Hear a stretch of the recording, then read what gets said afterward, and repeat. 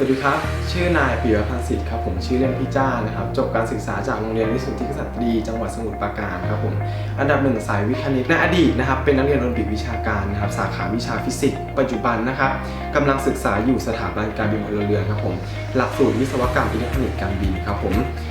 นะครับสำหรับประสบการณ์การสอนนะครับโดยส่วนตัวนะครับจะได้รับการไว้วางใจจากอาจารย์นะครับให้ติวเพื่อนๆในห้องเรียนนะครับแล้วก็มีโอกาสได้ขึ้นไปติวรุ่นพี่ม.5 ม.6 บ้างอะไรครับผมแล้วก็จนกระทั่งไปถึงการสอบของพวกสนามสอบต่างๆที่โรงเรียนจะต้องไปอะไรนะครับประมาณนี้นะครับผมทีนี้นะครับเดี๋ยวเรามารู้จักสถาบันการบินพลเรือนซะก่อนนะครับว่าเป็นมายังไงนะครับสำหรับสถาบันการบินพลเรือนเนี่ยนะครับก่อตั้งมาเป็นเวลาประมาณ50กว่าปีแล้วนะครับผมซึ่งในส่วนของที่ตั้งเนี่ยนะครับจะอยู่บริเวณหน้าสวนจตุจักรครับผมก็หรือถ้าเดินทางง่ายๆนะครับก็คือใกล้กับบริเวณสถานีรถไฟฟ้า BTS หมอชิตนะครับซึ่งตรงนี้มันจะสะดวกต่อการเดินทางของน้องๆนะครับในการมาเรียนนะครับผมนะครับทีนี้ในพูดในส่วนของพวกหลักสูตรนะครับหลักสูตรเนี่ยเราก็จะแบ่งเป็น2หลักสูตรใหญ่ๆนะครับก็คือหลักสูตรปริญญาตรีนะครับแล้วก็หลักสูตรอนุปริญญานะครับผมทีนี้เดี๋ยวผมขอพูดในส่วนของหลักสูตรปริญญาตรีก่อนนะครับปริญญาตรีเนี่ยนะครับเราก็จะแบ่งออกเป็น2หลักสูตรย่อยๆนะครับก็คือ1นะครับเป็นเรื่องของเทคโนโลยีการบินบัณฑิตนะครับในส่วนของเทคโนโลยีการบินบัณฑิตเนี่ยนะครับก็จะมีอยู่3สาขาวิชาเอกนะครับย่อยๆก็คือ1นะครับการจัดการท่าอากาศยานนะครับ2นะครับหลักสูตรเรื่องของการจัดการขนส่งสินค้าทางอากาศแล้วก็หลักสูตรสุดท้ายนะครับก็เป็นเรื่องของการจราจรทางอากาศนะครับผมทีนี้ในส่วนของปริญญาตรีอีกสาขาหนึ่งนะครับที่สำคัญก็คือเรื่องของหลักสูตรวิศวกรรมศาสตร์บัณฑิตนะครับผมสาขาวิชาวิศวกรรมอิเล็กทรอนิกส์การบินนะครับส่วนหลักสูตรอนุปริญญานะครับเราจะมี3วิชาเอกนะครับที่เราจะรู้จักกันก็คือ1นะครับ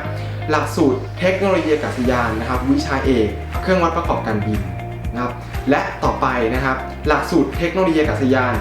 วิชาเอกอิเล็กทรอนิกส์การบินครับผมและหลักสูตรสุดท้ายสำหรับอนุปริญญาก็คือหลักสูตรนายช่างบำรุงอากาศยาน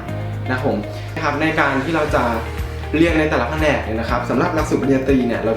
จะศึกษาทั้งหมด4ปีนะครับผมแล้วก็หลักสูตรอนุปริญญาเนี่ยเราจะศึกษาใช้เวลาศึกษาเพียงแค่2ปีนะครับแล้วก็จบนะครับหรือ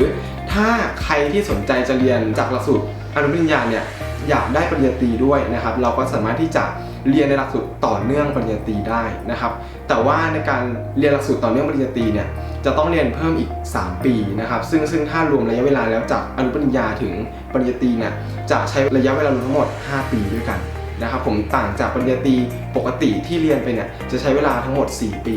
นะครับผมซึ่งเนื้อหาที่เรียนไม่ได้ค่อนข้างต่างกันเท่าไหร่นะครับก็คือเราก็แค่ย้ายจากอนุปริญญาเนี่ยไปเรียนปริญญาตรีแต่ว่าเราจะต้องเพิ่มระยะเวลาเข้าไปเพิ่มอีก1ปีเพื่อให้ได้รับเนื้อหาครบถ้วนตามที่ปริญญาตรีปกติเขาได้รับนะครับผมครับสุดท้ายนะครับพี่จะขอฝากเอาไว้นะครับเรื่องของวิชาภาษาอังกฤษนะครับซึ่งภาษาอังกฤษเนี่ยนะครับเป็นสิ่งสำคัญนะครับพอเราได้ภาษาอังกฤษแล้วเนี่ยนะครับพื้นฐานที่เราจะนำไปใช้เนี่ยก็คือนำไปใช้ในการสอบนะครับซึ่งเราจะทราบกันดีว่าสถาบันการบินพลเรือนเนี่ยนะครับจะใช้การสอบนะครับเป็นภาษาอังกฤษทั้งหมดนะครับไม่ว่าจะเป็นวิชาฟิสิกส์คณิตศาสตร์นะครับตรรกวิทยาหรือเรารู้จักกันในวิชาล็อกจิกนะครับแล้วก็เมื่อก่อนเนี่ยครับจะมีการสอบเรื่องของวิชาพื้นฐานการบินด้วยแต่ปัจจุบันนี้ไม่ได้จัดสอบแล้วนะครับผมก็จะเหลือเพียงแค่3วิชาที่น้องเนี่ยจะต้องเตรียมตัวนะครับผมโอเคครับผมขอบคุณครับ